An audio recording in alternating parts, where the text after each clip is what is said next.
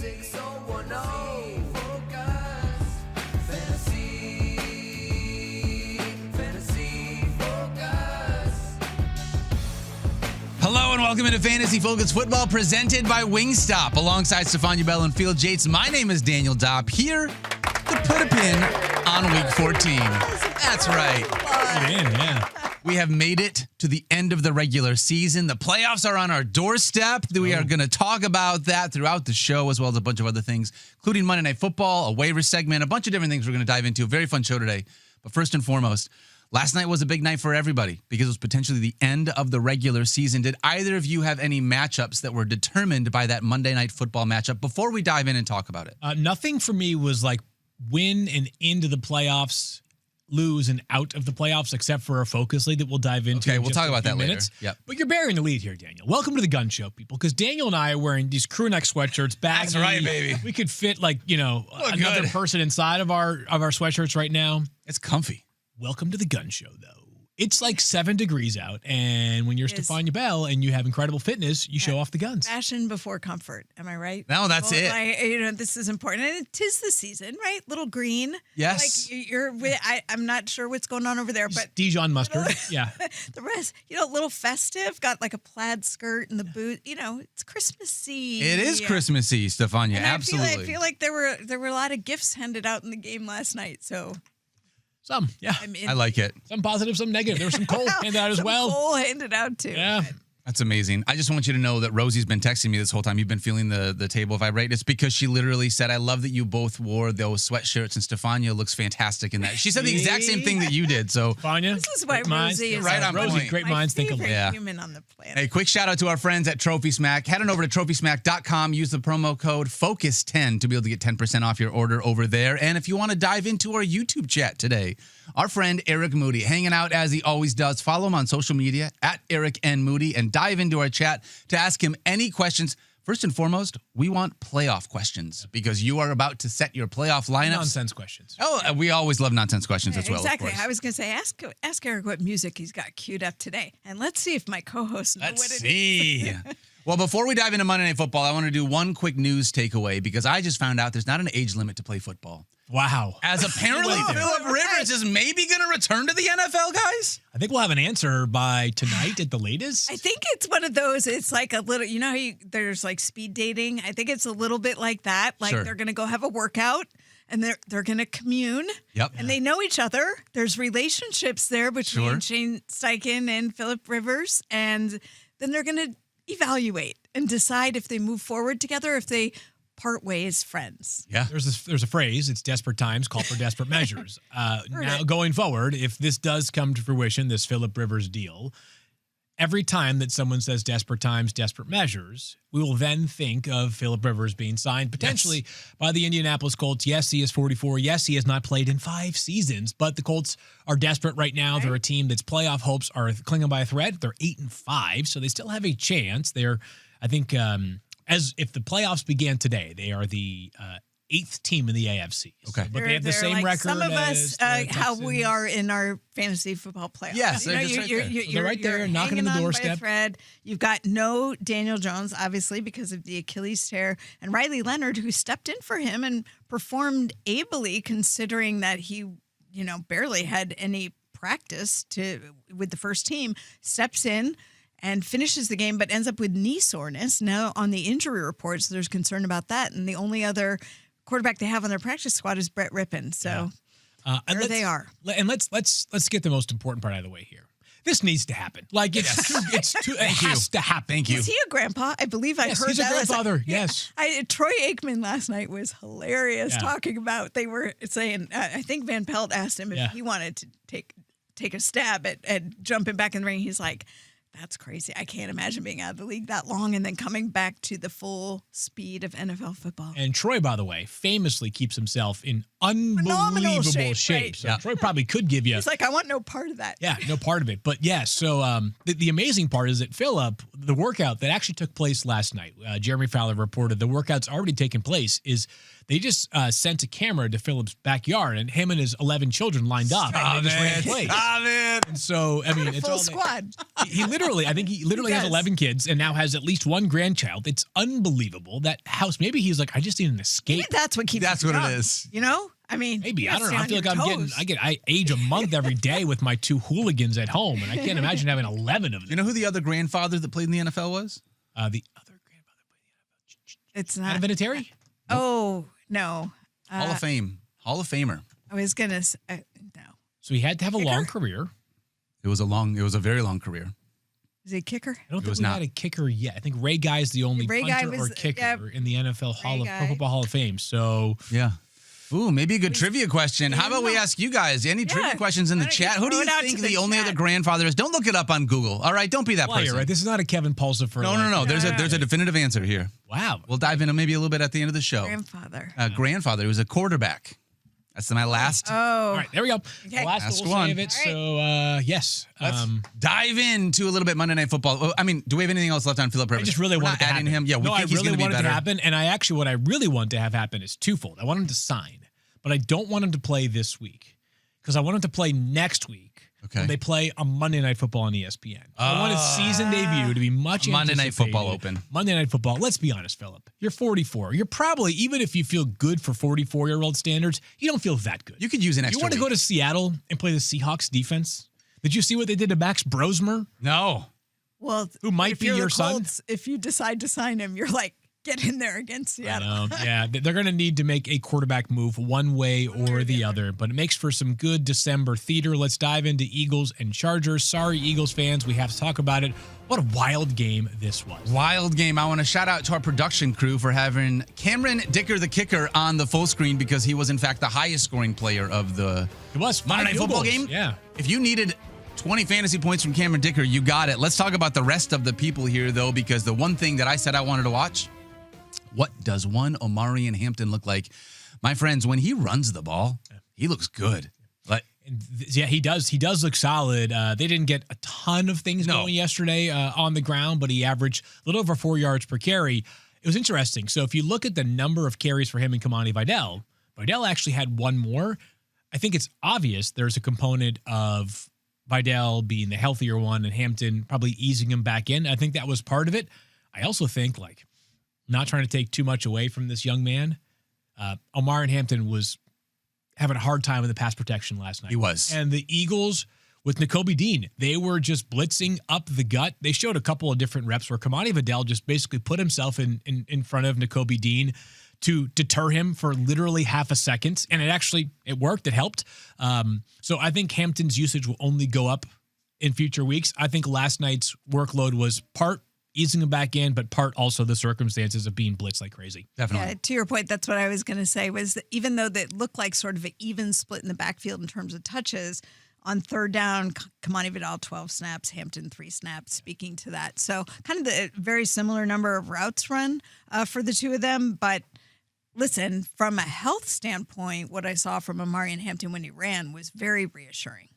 Yes, definitely. And he had the touchdown catch as well. It was the only touchdown of the night for the Chargers. Completely bizarre night. So just to running backs going forward, I think Hampton, low-end RB2 for next week. They play the Chiefs. Tough matchup. We're still going to see some from Kamani Vidal. Everybody else flopped for the Chargers, besides Cameron Dicker. Like, if you're looking for production from Lad McConkey, he had one catch for 12 yards. Remember we spent that time to begin the season? We were like, which Chargers receiver is it? The answer, truth be told, was that really none of them. None of them. None of them. Surprisingly, really none of them were the answer this season, at least consistently. Ladd maybe was the best, but you could also make the case that Quentin Johnston's apex was the best for those first 4 to 5 weeks of the season. Johnson went once again for just one catch. But I think, truthfully, the story of the night was really not the Chargers as far as fantasy. It was the turnovers on the other side of the ball. Although, before we get there, I do want to acknowledge that Justin Herbert played with that broken hand that he had stabilized with the hardware, the plate and screws. We learned from Laura Rutledge, having spoken to Justin Herbert, that it was the third metacarpal, so right below the middle finger. Shout out to Laura, who put an X on her hand and showed it on camera so you could see it. By the way, I feel metacarpals are in your hand, metatarsals are in your feet. Gotcha. Yes. Yes. You wondered. Common knowledge. This is That's why I love you guys. Thank you. Appreciate it. But the point being that we were looking for things like, would he take any snaps under center? He did. Would he be able to hand the ball off? He was. So, you have to at least appreciate that Justin Herbert's healthy. And going forward, that hand will continue to heal while he continues to play. So I thought for fantasy purposes, it was maybe not his night, but he took the hits, he played the position, and he really wasn't totally limited on offense like people thought he might be. No. He's one tough hombre. That much is for sure. And they play the Chiefs next week. So a tough matchup again for Justin Herbert, who, again, it's 7 seasons into his career, 6 into his career. He has really established himself as like a better real-life quarterback than fantasy quarterback. Yeah. He will have some boom weeks throughout the course of the season, but this guy is just way better in real life than he is in fantasy. 12.16 fantasy points. Last night, he's going to end up probably in most weeks somewhere between like quarterback 12 and quarterback 16. But I love watching him play. Let's get to the Eagles because, guys, what on earth was that play last night? Great question. For those that maybe missed it, and I think if you're listening to or watching the show, you may well have seen it. But there was a play last night where Jalen Hurts threw an interception. And fumbled. Well, after the ball was picked off, the Chargers defender was running it back. Sean Hand, who is a big man, number 91, not comfortable with the football in his hands. He gets stripped as well. Yes. So the ball is now up for grabs. Jalen Hurts manages to recover the football. That's great. And he reestablishes possession. So as far as the game book is concerned, the ball goes from Philadelphia to the Chargers back to Philadelphia's hands. Jalen Hurts is then stripped again of the football. Jalen Hurts on one play lost 4 points. That's unbelievable. He lost 4 points on one play. Tyrod Taylor was like, dude, that's amazing. How did you do that? It's almost like he should get credit because it's quite remarkable to be able to have 2 turnovers. Fantasy points. Jalen Hurts, this is zero going out on a limb. Jalen Hurts will never, ever, ever, ever have a game with 0.4 fantasy points again in which he actually plays the entirety of it. Agreed. 21 for 40, 240 passing yards. He had 8 rushing yards. He had 5 turnovers. 4 interceptions and a fumble. A fumble on one of those interceptions. It's I think I heard last night that was the first time in NFL history that the same player had an interception and a fumble. I think they 1978. Yeah, they changed that after the after I was born.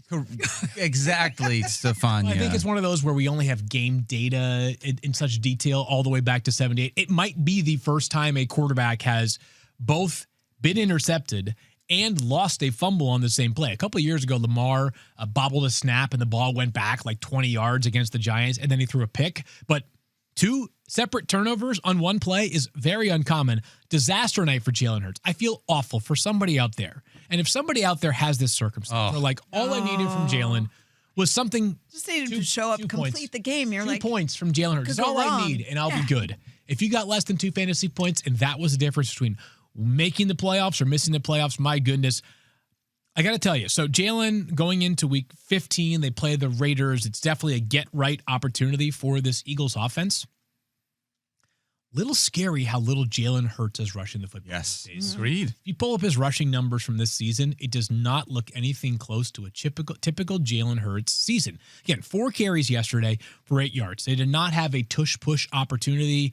Their 2 touchdowns scored yesterday. I'm sorry, their 1 touchdown. They had the ball at the 2-yard line. Saquon Barkley was stuffed on a carry to the right side of the line. And then after that, they had a touchdown pass thrown to A.J. Brown, but there was a hold on that play on Jordan Mailata. That's taken off the board. So no tush-push opportunities for Jalen Hurts. But Daniel, you have his rushing queued up right now. Yes. Give me some recent rushing attempts here from Jalen Hurts. Rushing attempts from Jalen Hurts. I'm going to go back to, I'm going to start in week 7, okay, 2 weeks before the bye. Yep. 4 rush attempts for negative 10 yards. 4 rush attempts, 4 rush attempts, then a bye. Then 5 rush attempts.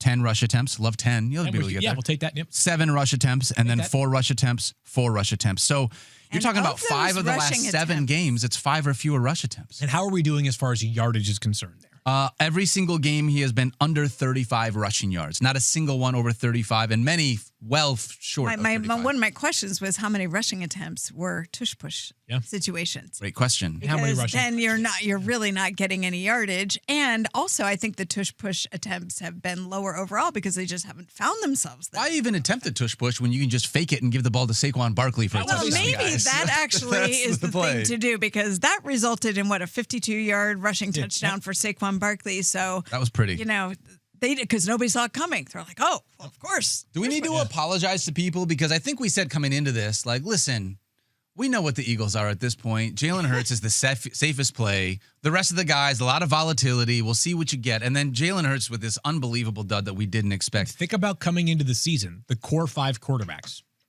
Josh Allen, Lamar Jackson, Jaden Daniels, Jalen Hurts, and Joe Burrow. Because of injury or struggles, I think you could make the case that at least 4 of those guys have underperformed. Josh Allen, I think, is back in as quarterback 1 in total points this season. But Josh Allen has had some clunkers this year as well. Nobody's had every week deliverable, solid goodness. Since the bye, Jalen Hurts. Right value was Jacoby Brissett at quarterback. Dude, seriously. All right, since the bye, last thing I'll say, last one.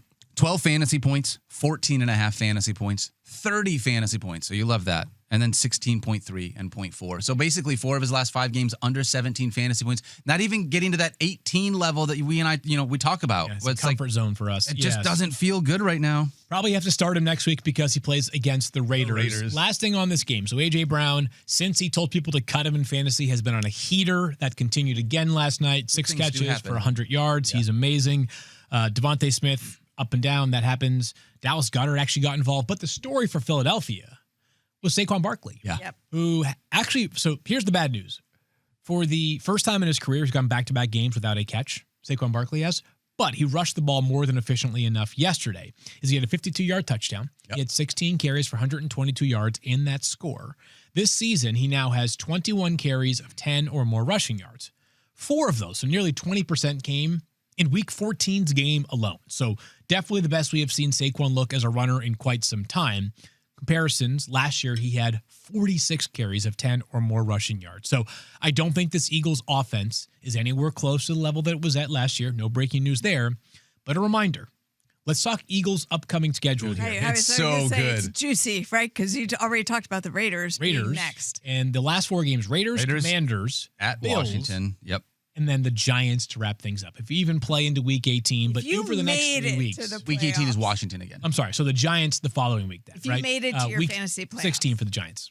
Week 15, they play the Raiders. Week 16, they play the Commanders. Week 17, they play the Bills. Week 18, they play the Commanders. Okay, my bad. Double Commanders. But Double Commanders. The Commanders is a great That's a great matchup right now. So absolutely. There actually is some hope here that Saquon for the rest of the season can be a difference maker as opposed to sort of the guy that's holding your roster down, which is where he was for much of this year. It's going to be an interesting conversation because Jonathan Taylor has been so good up until this point of the season, and we've started to see some cracks right now with the way that offense is played, the matchup is going, and now it kind of almost feels like him and Saquon Barkley are doing like potentially 2 different things passing in the night at the right time for certain fantasy managers. All right, let's talk about our show league really quickly I have to go to the bathroom, guys. Yeah, it was not back in great. 8 minutes. Yeah. Daniel, ISO, go.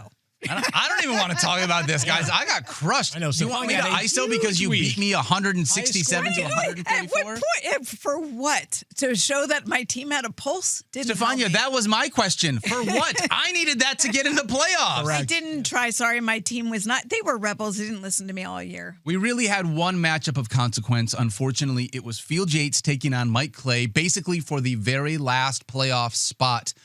And Miller Lite Mike happened to have Cameron Dicker, the kicker, last night. Mike, who doesn't even respect the kicker. He doesn't. That Or is me. not fair. Yeah. Well, yes, but we knew that. Yes. But he has the nerve field. How are you going to let him beat you? Well, the kicker, are you going to have to? I hope you give him a hard time I about kicked that. him this morning. Yeah, there you go. I saw him in the hallway, and I was like, hey, just one more kick in the, you know what, after you did that to me last night with Cameron Dicker. So, yeah, we're not speaking ever again, not just for the rest of this week or this season. So I don't blame you. Yeah, Mike, I'm not going to your holiday party. And those eggs on your garage door, you're welcome. Yeah. Besides that, we're all good. Other than that, it's great. Yeah. Everything Remind else was Mike of good. that next year when he's like, I don't care about kickers. I'm not drafting a kicker. I get whoever. He'd be like, you stole a playoff spot from with that He did. attitude. He is sweet, Cameron Dicker. Mike is not sweet. Yeah. Let's take a look at the final standings because the playoff field is set. 6 teams, congratulations, have made it, including a pair of buys, Daniel. Yes, a pair of buys for our buddy Zach, our producer, as well as Trophy Smack. Feels like Trophy Smack is just a built-in buy. It's like written into the contract. Trending down, though, right now. Yeah, we'll have to see how that Sketchy. one works out. And then our I want producer, a recount. by the way, our buddy David Presley, not here this week, doing some special things. Mysteriously not here. Yeah, so we want to give a big shout out to our buddy David Presley. And then our producer Tyler, Kiss the Baby, also making the playoffs with Eric Moody, obviously, because he gives you all the good information in chat. And Miller Lite Mike, unfortunately, bringing up the rear. Last playoff spot, so we'll see how that works out for us. I think right now, if I just had to go out on a limb for the rest of us, we are Team Moody the rest of the way. We are. I mean, that's not really I want a Eric Moody to question. win the championship. Moody did text me this morning. He celebrated last night with a glass of wine and some Doobie Brothers. Yes. He was listening to one of his favorite bands. Yep. Yes. Listen to the music, my friend. Yeah, Why not? listen to the music. Whoa, whoa. Exactly. Actually, I don't want to get. Oh, I like it. I like it. All right, let's do the playoff bracket really quickly. Last thing here for our Fantasy Focus Show League to see who we are going to be playing. Our producer Zach and Trophy Smack both have buys. Eric Moody I'm going rooting to for be buy playing. in both of those. Agreed. Eric Moody, the 5 seed, taking on our producer Tyler, the 4 seed. I That will actually be a love big them one. both. So yeah, whatever. And then Miller Lite Mike, the 6 seed, taking on the 3 seed David Presley. Definitely I'm definitely rooting for David Presley in that one. Definitely. Yeah, Of course. we'll see how that one works Goes out. without saying. All right, just in case you are still in your fantasy playoffs, though, you need someone that maybe you're going to stash down the stretch, Field Minister Yates. And this one's going to be Playoff Stash presented by Wingstop. All right, Daniel, let's do it. The playoffs are here. And I know you're saying to yourself, am I really going to do that much roster tinkering for a team that made it to the postseason? Am I really going to do that much roster tinkering for a team that made it to the postseason? I'll answer that question for you. And I'm going to give you a curveball here. Okay. My playoff stash. You ready for this Baseball one? thing. Yep. It's a curveball. I'm going to give you a who's like the least accurate quarterback in the league? I'm going to give you a pass from. Well, JJ McCarthy? I was going to say, didn't allowed say- to yeah. pre-week 14. Well, JJ listen, McCarthy. I'm not saying. I'm just saying. I did tell you, JJ is a playoff stash. Dude, allowed. right? You did. Hey, good call. You guys all good looked at me like throwback. I was not. Right. The comments were insane. Right, and you did clarify that stash meant stash until, The playoffs. We or- were That's concerned right. about everything until the playoffs. They get the Cowboys on Sunday night. My curveball or knuckleball or something. It's the Saints defense. Whoa. All right, so the Saints defense, they play the Panthers this week. It's not that I am super optimistic there, but I don't hate it either. But how about the Saints matchups in week 16 through 18? For those that do play into week 18, Yep. a matchup you like there, but also for the next 2 weeks. Week 16, the Titans. Week 17, the Jets. The Jets, Jets. Wow. Jets. And this Saints defense played well last Sunday against Baker Mayfield and the Bucks. Like, if I told you which team do you fear the most between the Bucks, Panthers, Titans, Jets, Falcons, I think we all agree it's probably the Bucks, right? I definitely would Right. say the They Bucs. held their own against the Bucks last week. Yep. I think the Saints team is playing with some confidence. Who do they play this week? They played the Panthers. Panthers. Panthers. So I'm not like frightened by the matchup this week. No. I think there are other potentially superior options, but if you have just been piecing it together, or you have a team that you're willing to start this week in your defense spot, and then you want to add somebody for the next couple of weeks, the Titans and the Jets, I mean, hello, people. That Hello. there is very enticing. I like that. Also, if I had to just like guess which version of Bryce Young we were going to get this week, I would guess the 185 passing yard one, not the 397 yard passing one. possible. But it is, anything is possible. I love this call, Field, for your playoff stash presented by Wingstop. All right. Let's dive into the Week 15 waiver wire, my friends. We got a handful of things here. First week of the fantasy playoffs. First and foremost, I want to start with a couple of quarterbacks. Yep. We already know for a fact, no Daniel Jones. Stephania, you laid that out for us yesterday.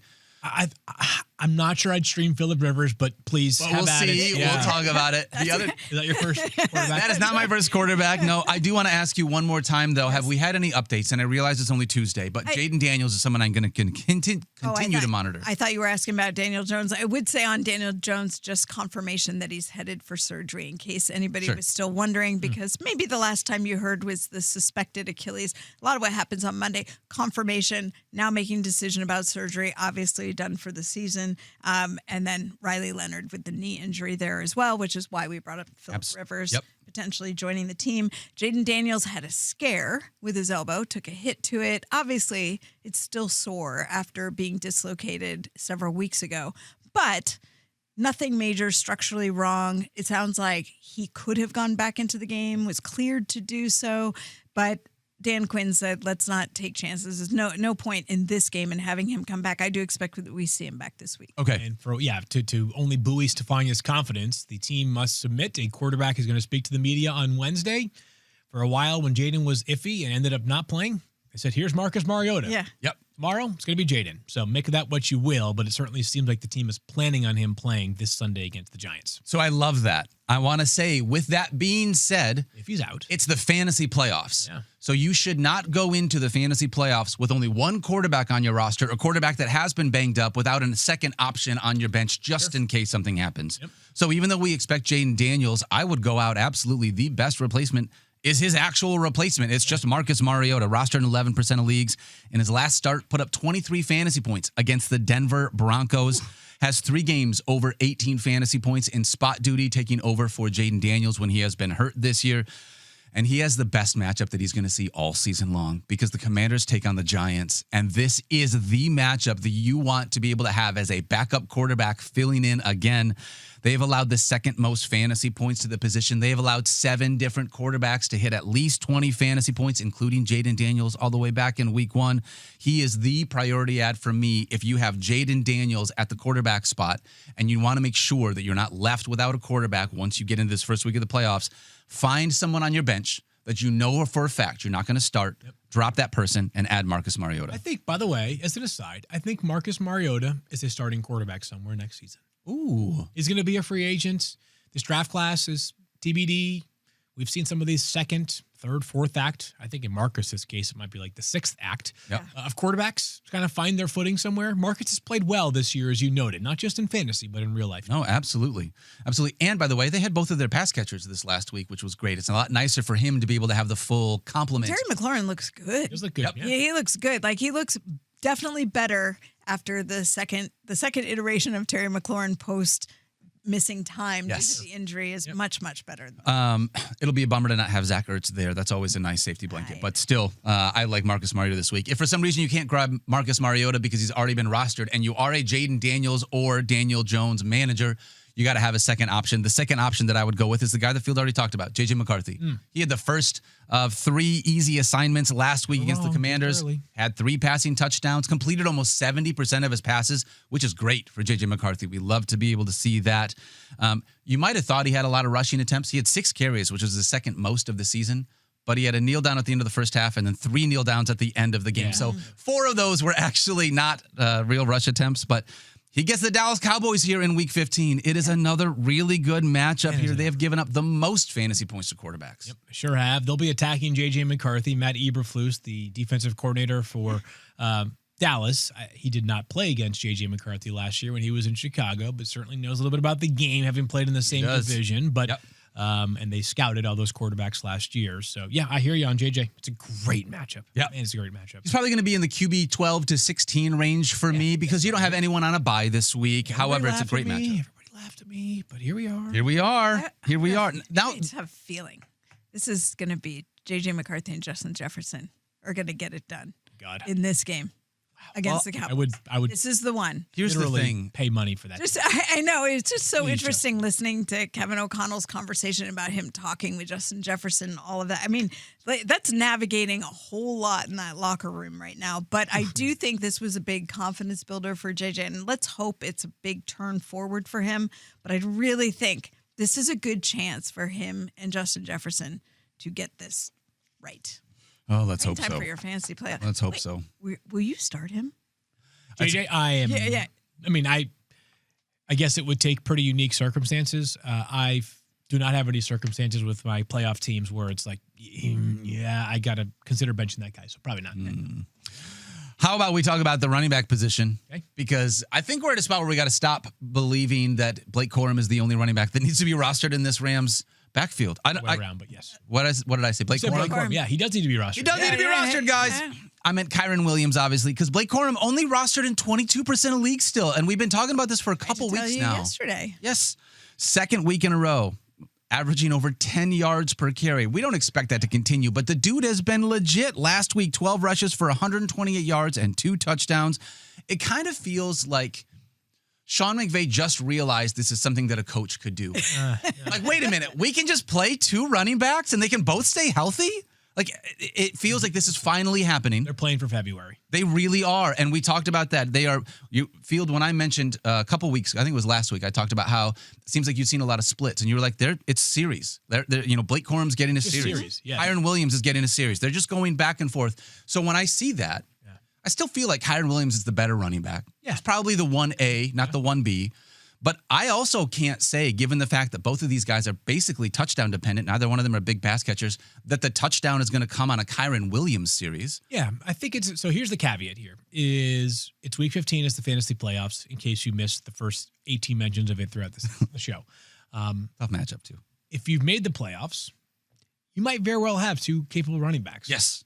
I don't think what you're suggesting is upsetting the apple cart and benching somebody that has gotten you to the playoffs in favor of Blake Corum. But if you're a team that made the playoffs in spite of your running back position, Blake Corum is certainly a name to know, even in a tough matchup when he probably needs a touchdown to pay off. Also, I feel like because we're in the playoffs, it's worth me saying that you adding people to your roster is not just about adding people to your roster. It's keeping them now off it's of about other keeping them off of other people's Yep. rosters, because in the fantasy playoffs, I want to make sure that I'm like impacting other people's teams. If I can starve you of a resource, that's a net win for me. So Blake Corum can be one of those guys. I don't want Blake Corum on someone else's team down the playoff stretch just in case anything happens. So mind you, really tough game this week against the Detroit Lions. I'm not going to have them inside my top 30 because of that. The Lions have allowed the fewest fantasy points to running backs this year. Only 2 running backs have hit 20 fantasy points against them. But I do believe he needs to be on your roster for the fantasy playoffs. Blake Corum needs to be rostered. Another running back, and I'll be really quick about this one because I don't have as much confidence here, but do we have any updates, Stephania, on Devon Achane with the rib injury that happened? We do. We know that he underwent an MRI, and there was nothing that scared the Dolphins to the point where he's likely to miss this week. I think the expectation is he won't practice a whole lot. And you can understand that. Again, we've talked about this before with rib injuries. It's not just the contact. You could put a guy in a non-contact jersey. It's every movement. It's twisting, it's turning, it's even deep breathing. So you don't necessarily want to run a guy a lot who's got a rib injury because all of that is painful. And you're trying to control the pain and trying to get that to settle down before you play. So it sounds like they're hopeful for him this week. Probably won't see him as much in practice. Might wear some extra protection when it comes to game time. But right now, I think there's some hope, cautiously optimistic, as we like to say here, that Devon Achane could play this week. Okay. If Devon Achane plays, then we don't have to worry about it. We're not really talking about this player. However, if he doesn't go, feels like Jalen Wright was shown to be the next man up, which there's not a lot in his career field. He was a 4th-round pick last year out of Tennessee. We haven't seen a big sample size of what he can do. Is he a good pass catcher out of the backfield? Like, what is the skill set that this guy has? Because we've never seen him in a starting role here. Fast. He's fast. That's what his skill set was in Tennessee. Just remarkably fast player who the Dolphins traded a 3rd-round pick in a future draft to get Jalen Wright to be their number 2 back. Okay. They drafted Ollie Gordon a year later to be their number 2 back, and now he's back to number 3. But yeah, it's an opportunity.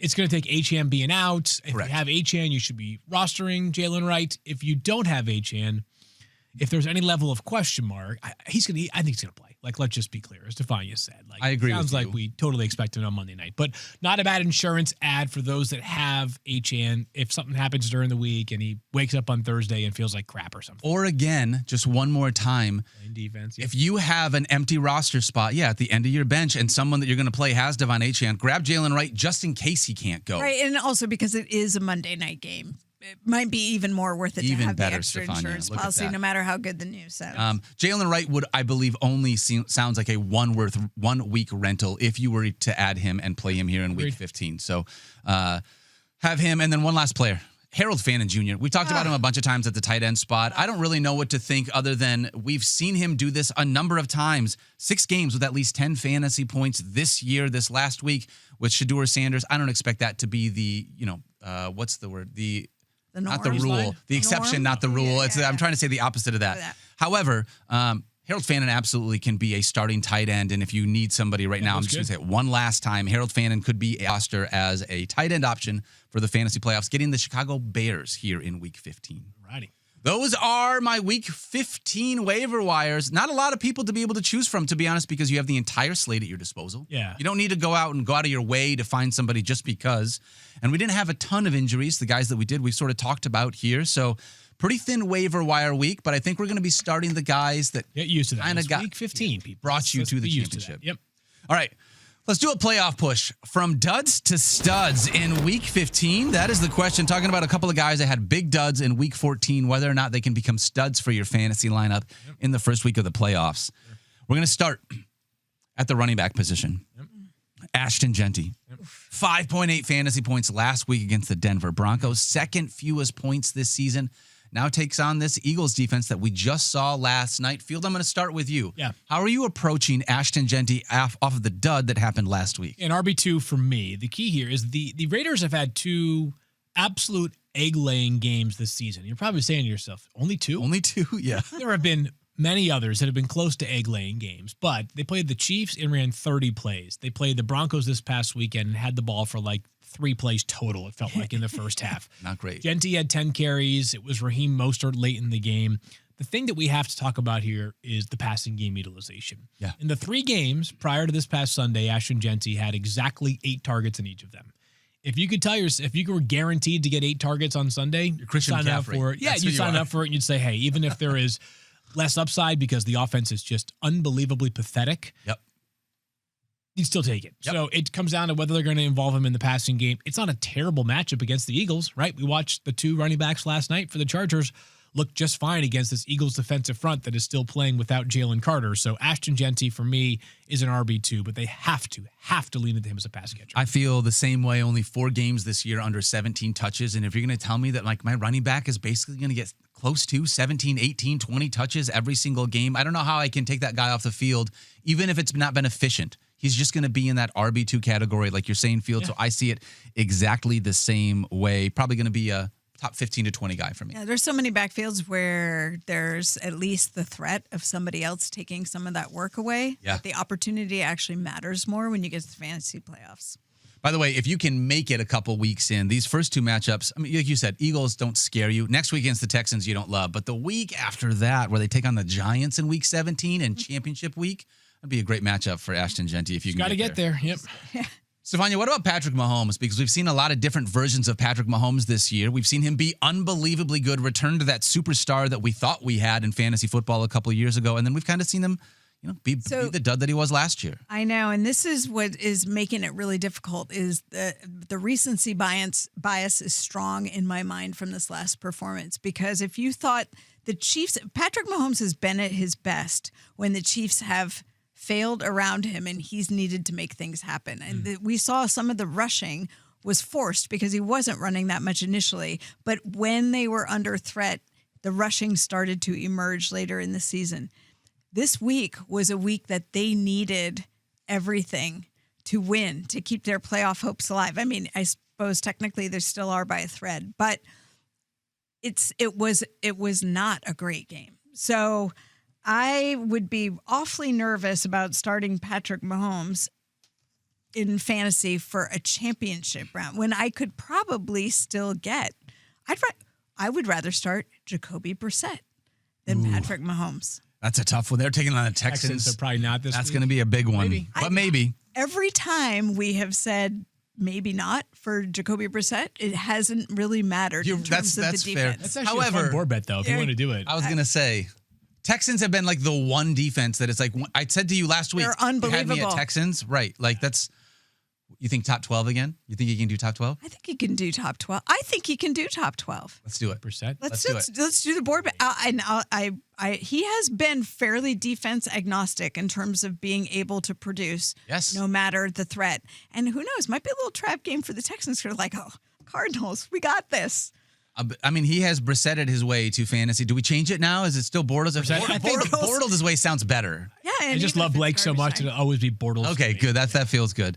Well, I Stephania, just go ahead. find any quarterback, but I find Patrick Mahomes very hard to trust. It would be hard for me to have him as an auto start. Yep. Let's do the board bet, and then we will finish the Patrick Mahomes thing. Stephania?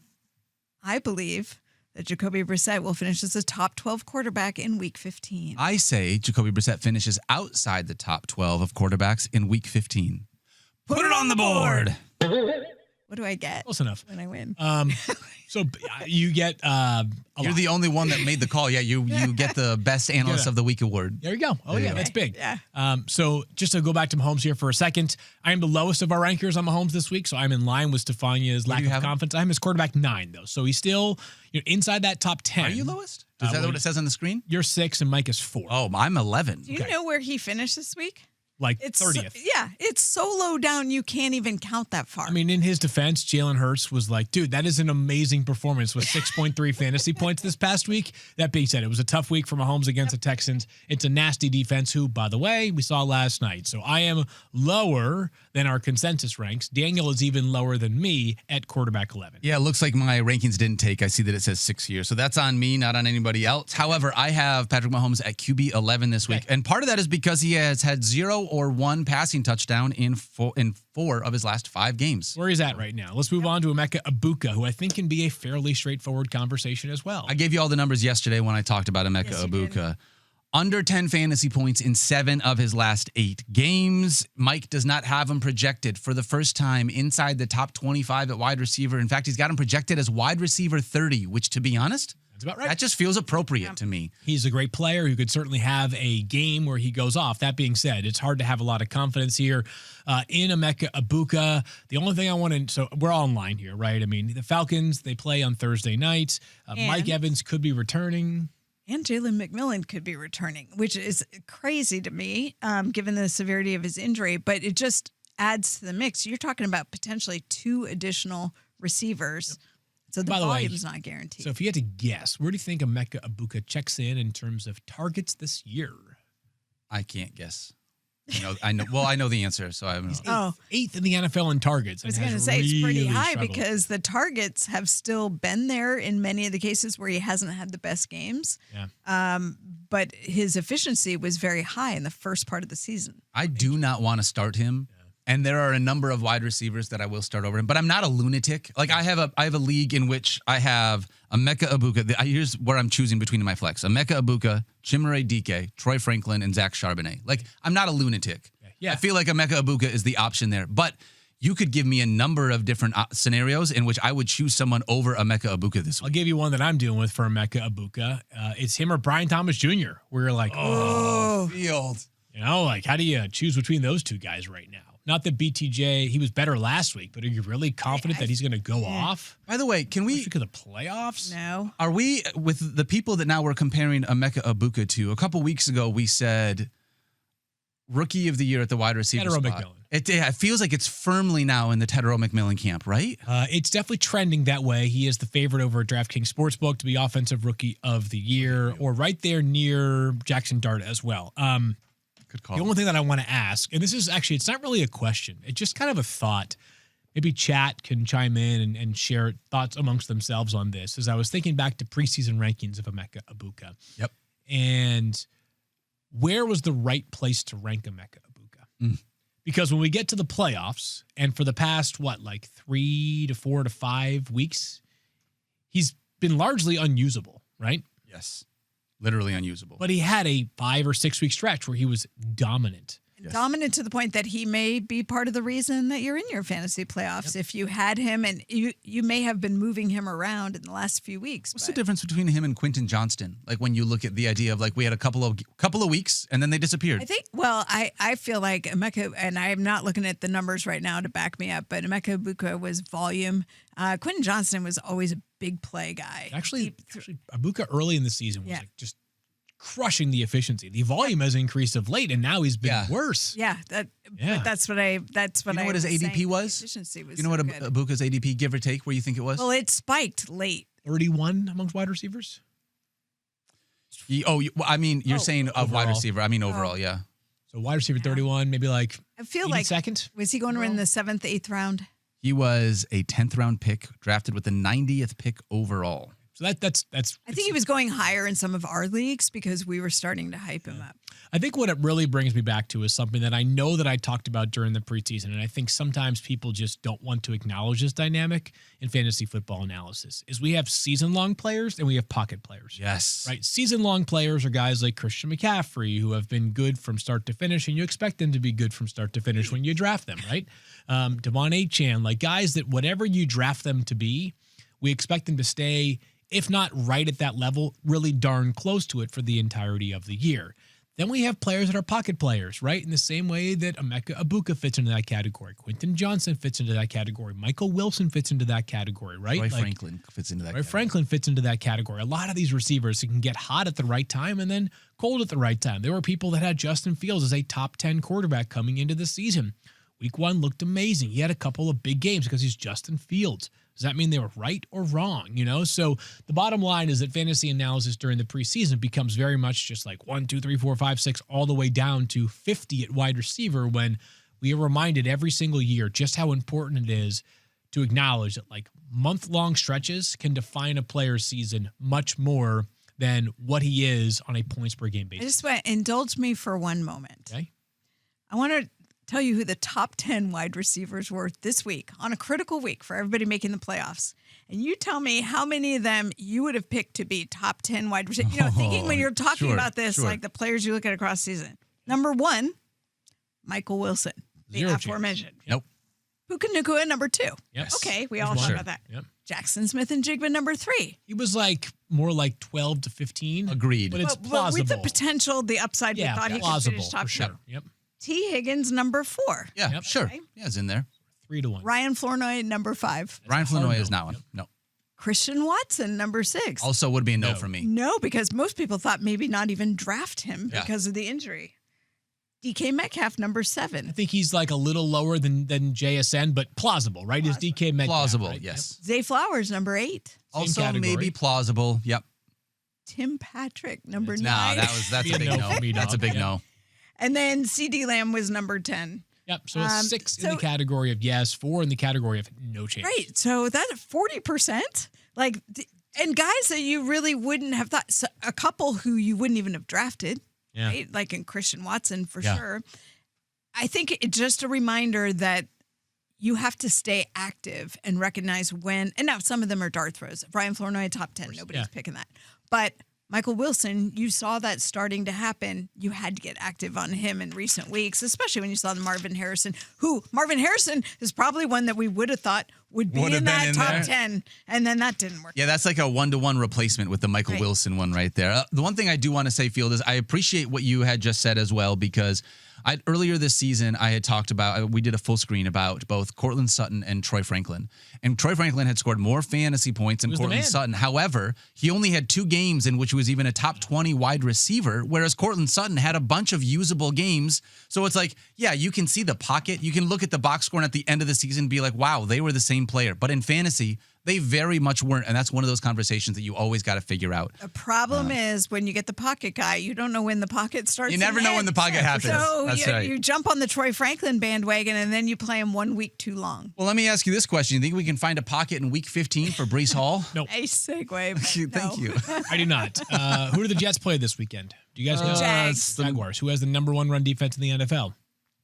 The Jaguars. Apparently the Jaguars. Jaguars. They are very stingy. They took care of business against Yeah. Jonathan Taylor this They past looked week. they looked good They've again. allowed one running back to get to 20 fantasy points. So I It's would your guy, Christian McCaffrey. Yeah, well, he's the receiving Christian upside for McCaffrey. CMC. That happens. I am, if I can, avoiding Brees Hall this week. I agree.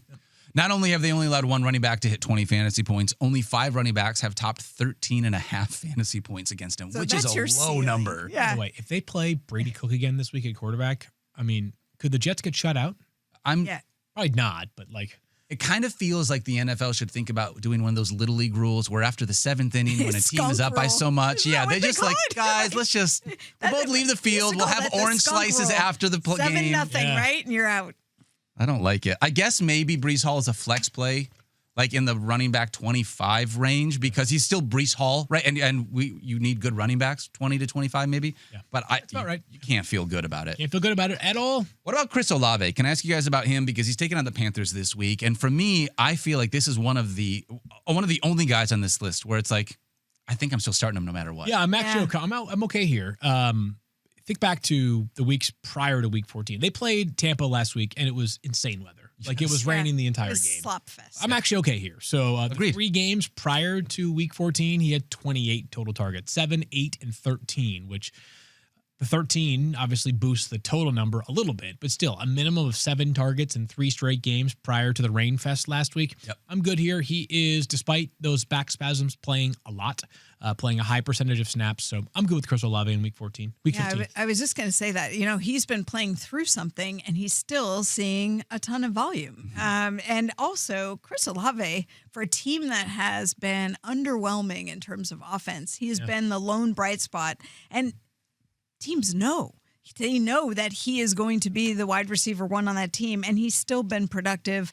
All of that super impressive. I'm still starting Chris Olave. I am starting him as well, a borderline top 20 wide receiver for me. And you said it, Stephania, the way that it feels to me is he's the only weapon on this team. The team has only a few options, period. Right. And he's the only weapon of the options that are available. Other weapon they got. Tyler Shuck's legs, baby. Let's Well, go. okay, All you're of a right. I sudden. buried the lead. You're right. He looked good last week. Yeah. Oh, shucks. I should have mentioned. I see what That you was did on there. me, guys. Nailed it. All right. You want to do some mailbag questions? Ideally, we have I want to some- hear. Do we have an answer to the? I have an answer for Grandfather. your poll. Okay. Okay. The other grandfather that played in the NFL, sorry, we have the mailbag up here, but the other grandfather that played in the NFL was 2010 when Brett Favre became Oh the my first gosh. grandfather to play in the NFL. I wouldn't have guessed that. I did not realize he was a grandfather. All right, first question for our mailbag comes from Alex Fantasy. Wants to know, can I start Chris Godwin on Thursday or should I go with someone else like Harold Fannin? That's a reasonable coin flip right there. I have no issue with starting Chris Godwin on Thursday, but if you don't want to potentially stare at a bad game for 3 days, then pivot to Fannin on Sunday. I'm fine with that. These guys are close. I mean, I would. Yeah. Here, my lean would be Harold Fannin slightly, but good either way. I mean, It's not like I'm telling you can't start Chris Godwin. yeah, Godwin looked better He did. in this last game than he did in the one previously. And if you're thinking, could Chris Godwin be Chris Godwin? And if Mike Evans comes back, does that help Chris Godwin? Maybe a little bit. I'll stamp Harold Fannin for myself on this one, but it's close. Yeah, I think it's close. It's tough for me to start a tight end over a wide receiver in the Yeah, flex, but I know with the way I'm just- Fannon's been and playing. the offense. I'm probably going with Godwin. Okay. You want to break the tie, Daniel? I think I'm probably going to go with Godwin too. Okay. 2-1 for Chris Godwin. Dang it. All right, we'll find out, Alex Fantasy, which go one of us Fannin. was right. That's right. Another question here. Like that helped me not at all. That didn't help me at all. Let me just ask Eric Just Moody. understand Oh, it that we have depends. the same. We have the same. We're working through your angst in Yes. terms of who to start. There's arguments to be made for either one. It's true. It's true. All right, let's go with another question here. Speaking of angst, this question comes from Andrew C. Wants to know, should I be nervous about my Mahomes and Rashee Rice stack? I really hope the Chiefs start playing insane for the rest of the season. I think half of this stack you're worried about. The Mahomes side. Yes. I'm less concerned about Rush. By the way, adjustment going forward. Yeah, And Daniel was right on this a while ago. I was. During Sunday Night Football intros, as they're going through the Chiefs starting Oh, here we offense, go. What? So how do you say his name? Patrick Mahomes, ticks tick. That was a terrible impression. I'm working on it. I'll have it better by tomorrow. I got to be froggier the next Right time. here. Rashee Rice, Rashi. wide Rashee. receiver, Yeah. SMU. Remember, like when he came back, Daniel was like, "Yeah, so Chiefs wide receiver Rashee Rice comes back," and I was like, "Dude, I was like, it's welcome to Rashee Planet Earth." Rice. It's Yeah. Rashee. Yeah. So thank you. I mean, you're welcome, I guess. Yes. Daniel, I'm telling you, this is the year of Daniel never being wrong, only being early. Only being early. I like it. I like that field, Was Yates. it Rashi or was it Rashi? No, Rashee. Rashee. Yeah. Rashi. It's almost like there's a dash. That's Like I feel Amon Ra like you're kind of a pronouncing thing. it like a little hyphenated versus like Rashi, not that. Also, but I not have, Rashid. every time I say So it, it's like I can't not Rashid. think of Rashid equal Wallace. So it's like a little bit of Rashid, you know? Rashee Rice going forward. Okay. right. I am good with Rashee Rice going forward, not just this week, but all Yeah, matchups beyond he's- that. He's really been I think, their best offensive player. which Chiefs have Absolutely. an amazingly compelling schedule the rest of the way. They're obviously 6-7. They need to win out and have some things go their favor. Chargers this weekend. If they lose this weekend, it's over. Right. Stick a fork in them. They put the Broncos on Christmas. Can you imagine if there's a game on Christmas featuring the Chiefs that is meaningless? Wow. Oh. Wait, the Chiefs play on Christmas too? The Chiefs will play. I mean, maybe not next year. Chiefs are but just like, about every holiday yes, the Chiefs primetime will be game playing. that you could imagine. Well, no one saw this coming when the schedule was being made. Yeah, and also, like even if They have they a do huge miss the fan playoffs base. this year, well, on top of that is who's the most recognizable player in the league. Jared Goff, obviously. He has, you stole my thunder there. I was going to go a different direction. But well done. I was thinking like, Jackson Smith and Jigba or something like that. Let me just say this really quickly. Like Christmas Day slate, we got Cowboys and Commanders, Lions and Vikings, Broncos and Chiefs. Well, you can't win them all, NFL. So But, like half of those teams are really good. Like a half in each matchup. I think we is thought Detroit, Problem is- Minnesota was going to be better than what it is at this point. Yeah. The problem course. is just that there's a chance. I wouldn't say it a guarantee by any means, but there's a chance like the Cowboys are basically eliminated by then. Yep. The Lions are We're going to be, hanging on by a Yeah. thread at best, and that the Chiefs are not in the mix. Yep. So, there is at least the Imagine. Broncos could be competing for the number 1 seed. The Broncos have a tough, the next 3 games. Packers this weekend, great game between those two teams. Jaguars and the Chiefs for the next 3 for the Broncos. So good slate for them coming up. And then they play the Chargers in week 18. I can't even remember Nick's led what I had for Broncos. breakfast, and I Field know, knows I know. all of the playoff I schedules know. for everybody. I'm trying to worry about who's playing this week. That's right. So here's the question. Is the topic important? No. Then I know about Then it. you know what it is? Okay. Some would say. You want to ask about like how to invest your money? We know the current state of events in the world. Yes. Got nothing for you. No. Nothing. But when I I believe it's you 2029. I don't know. where Ben Skoranek went to college, Notre Dame. That's an easy one. that's an easy, obvious. Everyone knows I he went to mean, Notre Dame. Come on, Come on. Daniel. By the way, speaking of Notre Dame, I saw some news yesterday. Boy, this is not a college football show, but we'll talk about some more You football wanna stuff talk later. about Miami making the play. Oh, Stephania. All right. Notre Dame bypassing a bull. I just picked a scab through a Field, I Okay. see that. Hard to do. My I know, gosh. we have blood in the studio. Don't hard to do. avert I'm your gonna- eyes. By the way, is the NFL the only sport where when blood comes out on the playing surface, they don't make you stop? Because I feel like in the NBA, it's like they shut it down. It's like a full-on Remember when contamination Josh situation. Allen got the bloody and it was like gushing. Yeah, it's just a And different- that was like he didn't even want to come out. No. But No. then he couldn't breathe. Yeah. So Well, it's a little different. Oh, yeah. For those that are wondering, I basically have a tourniquet on my arm right now. You know, So Field got a paper toughness cut, award, and yeah. we are handling it. Yeah. Don't you worry. Yeah. I scratched. I picked a scab through a sweatshirt by mistake. I was just. How'd you itching do something. that? I don't know. I'm strong. This is why apparently. we tell people not to pick scabs. It's a nice I wasn't. sweatshirt, I too. wasn't intentionally picking it. That was just a. That's it. All right. Apropos. One more Okay. question here from our fans before we get out of here. This one comes from Izzy. Wants to know, can I trust DK Metcalf That's it. this week? Trust isn't the word I would use. You might be able to start him. I'm okay with starting DK Metcalf. I think if he plays, you start him. I Yeah. agree. And he obviously stayed an extra night in the hospital in Baltimore. Here's the best part about DK Metcalf's status. We will know what it is from Mike Tomlin. Yeah. He'll come out and say, hey, we expect him to play. We are not expecting him to play. Yep. Whatever the Steelers' clarity is, everybody in the entire world will know it. Also, it is a Monday night football game, so you have a little bit of extra time to make sure that you are You good may to not go. know until a little bit later in the week, but So make you sure, shall know. just in case you don't have an extra option for DK Metcalf, make sure that you grab one off the waiver wire right now on Tuesday, given that it is Waiver Wire Tuesday. Yes, and just before we go, make sure you have a replacement for T. Higgins. It's back in the concussion protocol. Scary. Decent chance you might need to replace him this week. Yes, indeed. All right, that's going to do it for us here today. Today's show was presented by Wingstop. On behalf of Field and Stephania, don't forget to love each other and be kind to yourself. You guys, you deserve it. We love you. Enjoy the night. Make sure you get your waiver claims in for Week 15, and we will see you on Wednesday to talk about the playoffs in front of us. Go fix this arm of mine. You